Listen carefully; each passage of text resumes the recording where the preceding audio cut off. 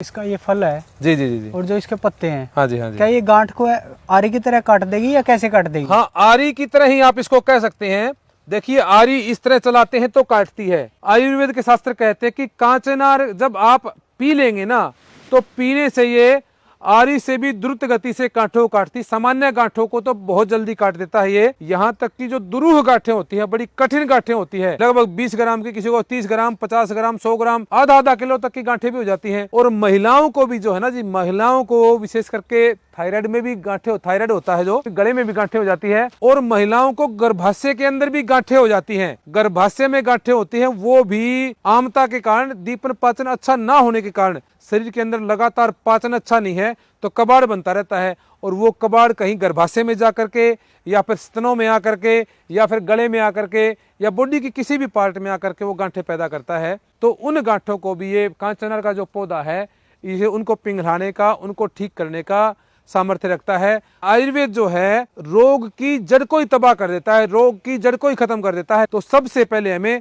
कांचनार का प्रयोग करने से पहले दीपन पाचन अच्छा करके कांचनार गूगल का प्रयोग कर सकते हैं, कांचनार एक्सट्रैक्ट का प्रयोग कर सकते हैं, और कांचनार का जो है उबाल करके काढ़े का प्रयोग कर सकते हैं। तो आचार्य जी, जैसे आपने गांठ के बारे में बताया, तो इसका छाल का प्रयोग करना है या इसके पत्तों का या इसके फल का जो इसके ऊपर लगा है? देखिए, मुख्य तो इसकी छाल का प्रयोग होता है जी। इसके पत्तों का भी प्रयोग कर सकते हैं, दोनों ही काम करेंगे। वो कैसे यूज पूरे करना पेड़ है? में पत्तों को लेकर के आप जो है इसको उबाल लेंगे।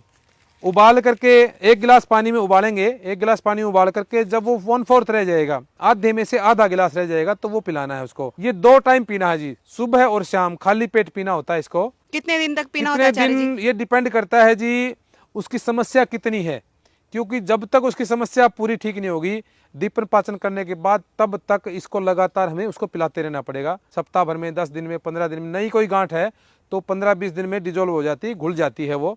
और उसके घुलने के बाद भी कुछ दिन तक पीना होता है, जब तक रोग की जड़ लक्षण। देखो, पेड़ मान लीजिए हमने ऊपर से काट दिया तो ये पेड़ खत्म नहीं हो गया है। एक बार आप प्रथम दृष्टि देखोगे तो क्या होगा, आपको ये लगेगा भाई पेड़ हमने खत्म कर दिया है।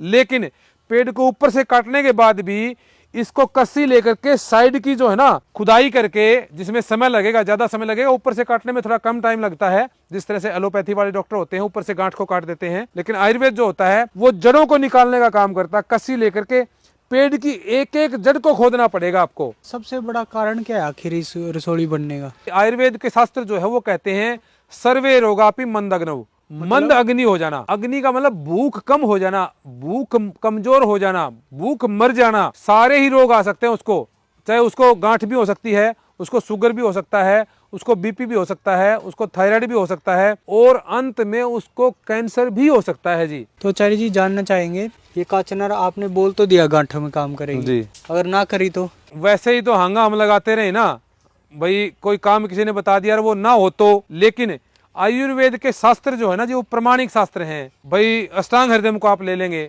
या फिर आप चरक संहिता को ले लेंगे, या फिर आप सुश्रुत संहिता को ले लेंगे, तो ये इनमें सब में प्रमाण है। हमारे पास ये पुस्तक है, ये देखिए, ये धन्वंतरी कृत जो है, महर्षि धन्वंतरी जो है उनके द्वारा लिखी हुई है।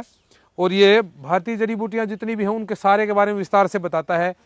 तो इन पुस्तकों में इनका विशेष वर्णन है। सामान्य किसी व्यक्ति की लिखी पुस्तक नहीं है ये ऋषियों की लिखी पुस्तक है। तो ऋषियों से ऊपर कोई प्रमाण नहीं होता, ठीक है ना जी।